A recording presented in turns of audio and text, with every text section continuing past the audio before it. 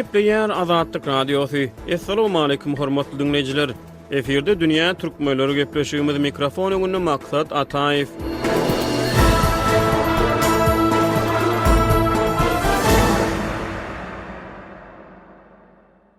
Dünýä Türkmenleriniň bu sany Demirgazyk Owganystanda etniki türkmenleriň kowçum bolup ýaşaýan Farýab welaýatynda aýdym-sazyň gadagan edilmegi barada gürrüň gozgaýar. Gepleşik Azat Ýewropa Azatlyk radiosynyň Owgan gullugynyň maglumatlary esasynda hemde Azatlyk radiosynyň kabuldaky habarçysy Şamirdan uly Muradynyň beren gürrüňleri esasynda taýýarlanyldy. 22 sentýabrda Azatlyk radiosynyň Owgan gullugy Demirgazyk Farýab welaýatynda aýdym-saza girdilýän gadagançylyk barada makala çap etdi. Makala yerli aýdymçylary, sazanlarlary, din wekillerini we hökümet resmiýetlerine salgylanyp Owganystanda, hususan Talybanyň gödäwçilik edýän ýerlerine aýdym-saza girdilýän gadagançylyk barada gürrüň berýär. Taliban gödäwçiliginiň fonunu hemde yerli konservativ din wekilleriniň garşylygynyň arasyna Demirgazyk Farýab welaýatyna Hekmatullah Altaf adly aýdymçy inni toýlarda ýa-da çykyşlarda aýdym ýerine ýetirip bilmeýär diýip makala aýdýar. Aýdym-saza şagalan şu bolana girdilýän gadagançylyk Owganystanyň dürli sebäplerine täzeden güýjürgäp başlady. Maňa toýlarda we oturuşyklarda aýdym-saza ýerine ýetirmezlik duýduruldy diýip Altaf Azatlyk radiosynyň Owgan gullugyna gürrüň berdi. Öňler bize aýal gyýlaryň geçirýän şäherlerini aýdym-saza ýerine ýetirmäge ruhsat berilmezdi. Inni bolsa bize hatda erkek adamlaryň öňüne hem aýdym ýerine ýetirmek gadagan edildi diýip ol sözüne goşdy. Ol özüne azar berýän adamlaryň adyny aýtmakdan juda gorkýanyny aýdýar. Käbir dinler adamlar bu ýerde aýdym-sazyň ösmegine ruhsat bermeýärler. Olar sunugaty erwet täsiri hökmünde görkezýärler diýip Altaf gürrüň berdi. Azatlyk radiosynyň Owgan gullugynyň Talybanyň kommentariýa almak syňyşygy başa barmady. Ýöne Farýab welaýatynyň ulamalar geňeşiniň başlygynyň orunmasary Mavlavi Gulam Nabi davaralarda aýdym-saza özleriniň garşylygy barada Azatlyk radiosyna gürrüň berdi. Ol İslam kanunlarynyň toýlarda diňe daf adly deprek çalmagy ruhsat berýänligini gürrüň berdi. Daf diýilýän depregiň sesi ha şeýlere geçdilýär hormatly dinleyijiler.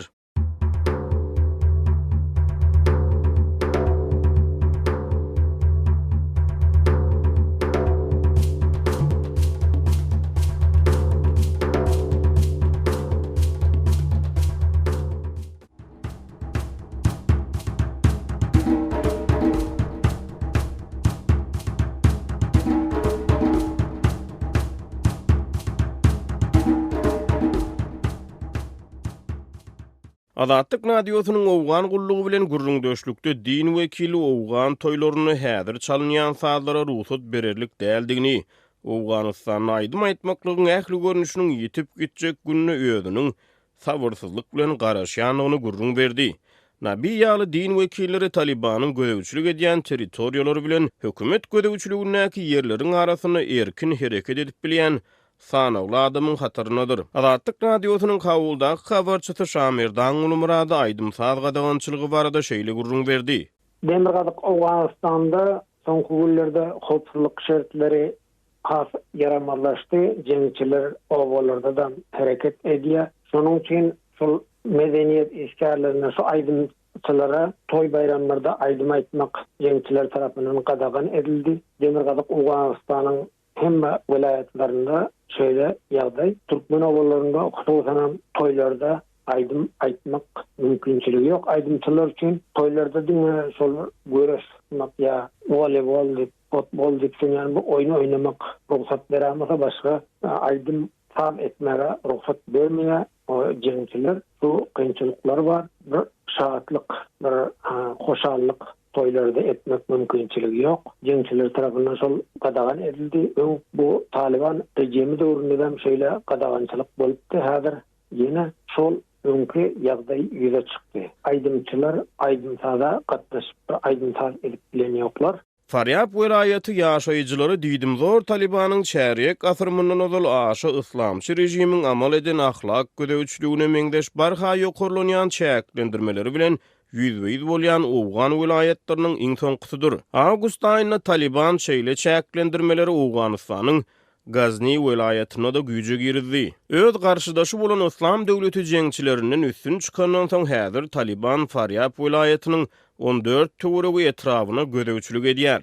we galan böleklerine gözewçilik etmek uğruna Owgan hökümeti bilen bäsleşýär. Aýdym-saz gadagançylygy hususan köpçülükde canly ýerine ýetirilýän aýdym-saz gadagançylygy Talybanyň çäklendirmeleriniň başyna gelýär. Şeýle-de Taliban saqqal syýrylmagyny gadagan edýär. Moda we saç tiýmarlamak işlerini düzgünleşdirýär. Owganystanyň käbir künjeklerinde Taliban aýal gyzlary üçin bilim almaklygy, işe durmaklygy we olaryň hereketini eýýäm çäklendirip başlady. Şeýle meseleleriň Taliban bilen Owgan hökümetiniň arasyna Kataryň paýtagty Dohada dowam edýän parahatçylyk gepleşiklerini möhüm orna ýelemegine garaşlýar. Şamirdan ulumrady Talibanyň gepleşiklerde maýylganlyk wadalary we güýçlendirýän aýdym-saz çäklendirmeleri barada şeýle gurrun berdi. Ol hazyram şeýle wadaları berdi bana. Talibanyň sol Katardaky döwüşçisi eger aýdymlar bilen oğullaryň mektep aýry bolsa, ol gyýçagalary okap biler diýip hazyram aýdyp bolsa.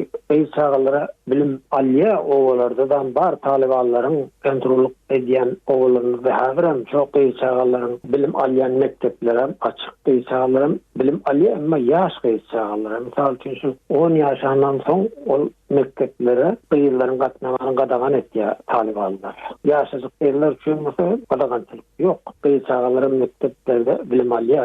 10 ýaşa girenden soň gyýçagalar mekteplerde 10-12 ýyl göze göründen soň onuň mektebe gatnamagyny oýdur diýip atasyna ýa kowum garyndaşyna mana şu göze görünüp dur mektebe gatnamasyny diýip şeýle tapşyryp goýýar, soň mejbur mektebeden gatnap bilmeýär olar. Talibanlarda soňky döwürlerde elbetde bir yumşaklyk olaryň hareketlerinde yüze çıkıp başlady, emma aýdym-saz meselesi bilen bagly henüzem şol gadagançylyk dowam edýär. Tuş Owganystanda şu Talibanlaryň ýetilge diýen ýerlerinde aýdym-saz aýtmak mümkinçilikleri ýok diýip murad aýtdy. Farýabyň ýaşaýjylary Owgan hökümeti tarapyndan dolandyrylýan sewitlerde ýagdaýyň düýüp götürüp başgaçadygyny aýdýarlar.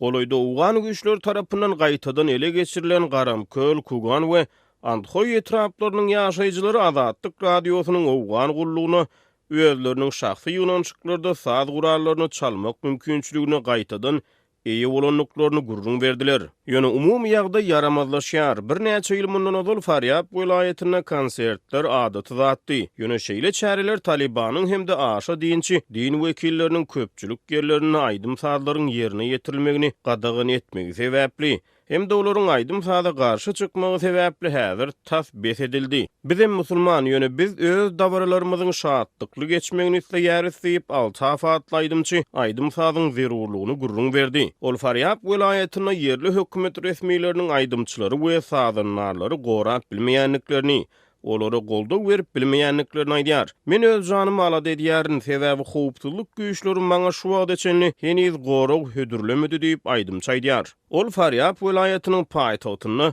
Maymana şäherinde ýaşaýar. Azatlyk radiosynyň kawuldaky habarçysy Şamirdan ulumrady etniki türkmen ýaşlarynyň arasyna aýdym-saza bolan gyzyklanmanyň ýokurydygyny, olaryň estrada aýdymlara höwet edýänliklerini, ýöne olaryň we bagşylaryň işçiliginiň çäklendirmeleri sebäpli pese gaçanlygyny gurrun berdi. Musulman ýaşlardan köp täze aýdymçylar durdy. Olar türkmen dilinde aýdym aýdyp köp özleriçe Owganystanda indi bir aýdym-saz uğrundan bir institut ýa-da okuw jaýy ýok.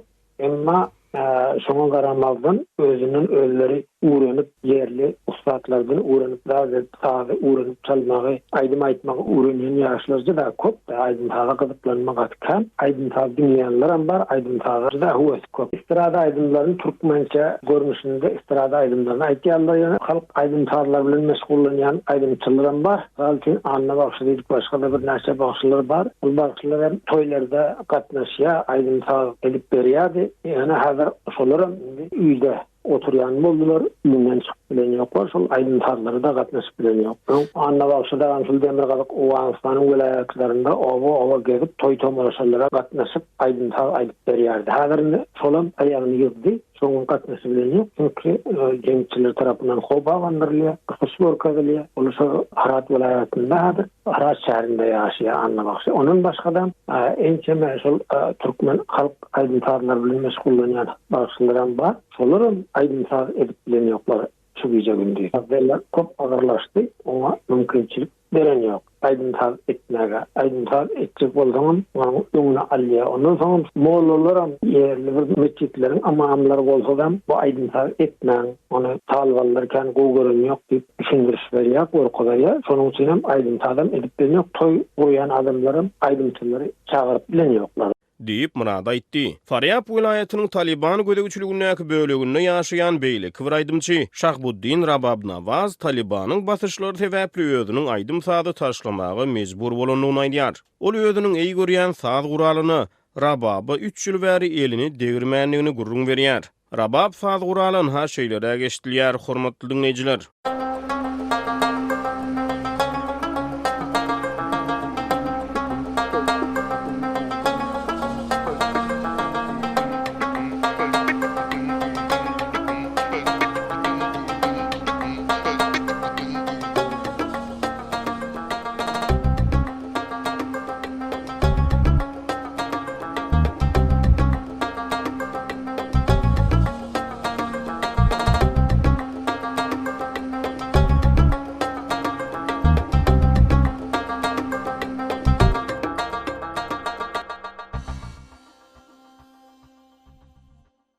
Ya candan geçmeli ya da sunugotdan neyip Rabab Nawaz Azatlyk radiosynyň Owgan gullugyna gurrun berdi. Diri galmak sunugotdan has möhüm. Goşýan goşontlarymyz üçin bize minnetdarlyk bildirilmegine derek biz gorkuzmalary we haýwatlara sezebar bolýar diýip ol aýtdy. Şamirdan Ulmurady Talybanyň gödegçiligindäki şäherlerde de aýdymçylary hup hawanýanyny aýdyp owa ýerlerini aýdymçy sazanlarlaryň aýdym-saz bilen meşgullanmagy mümkinçilikleriniň ýokdugyny, sazanlarlaryň öz saz gurallaryny gizläp saklaýanlyklaryny gurrun berdi. Owa ýerlerinde hiç bir aýdym aýtmaga mümkinçiligi ýok. Saz gurallaryny aýdymçylar ýyňşyryp goýan köp ýerlerde käbir aýdymçylar da şeýurtlere gidip, susanam Türkiýe'ye gidip Türkmen aýdymçylary şo ýerde baryp aýdym-saz edip gelýär. Ýöne Owganystanyň içinde aýdym-saz etmesi kynlaşdy.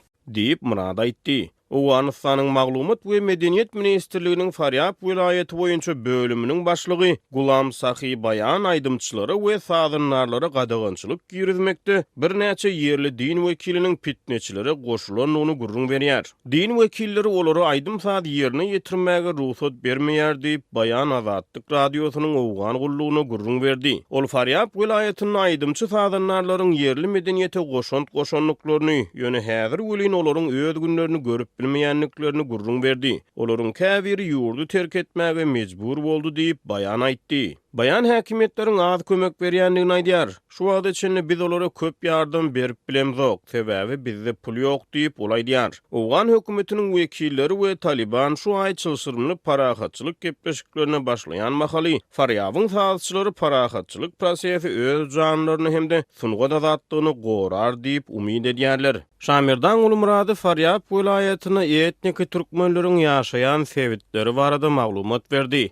Farýab welaýatynyň şu 4 etrafı Ankoy, Owgan, Garamgol, Kantarbağı. Şu 4 etrafda türkmenler 70%'dan gurrak türkmen ýaşaýar. Galany özbekler we beýleki halklar. Ondan başga döwletler etrafynda da türkmenler ýaşaýar. Şirintegap etrafynda bar, Jumawazar diýip o ýerde de bar, Gaýsar etrafynda da bar. Bir näçe etraflarda başga etraflardan bar türkmenleriň umumy täqdillisi göre 30% umuman Farýab welaýatynda türkmenler ýaşaýanlar diýip çakadylýar. Türkmenler Farýab welaýatynda köpek kowçum bolup ýaşaýan ýeri bolsa, ol 4 etraf. Hormatly dinleýijiler, Dünýä Türkmenleriniň bu sany hem tamam boldy. Ýene-de efir tolkunlaryna duşuşýança hoş tag bolun.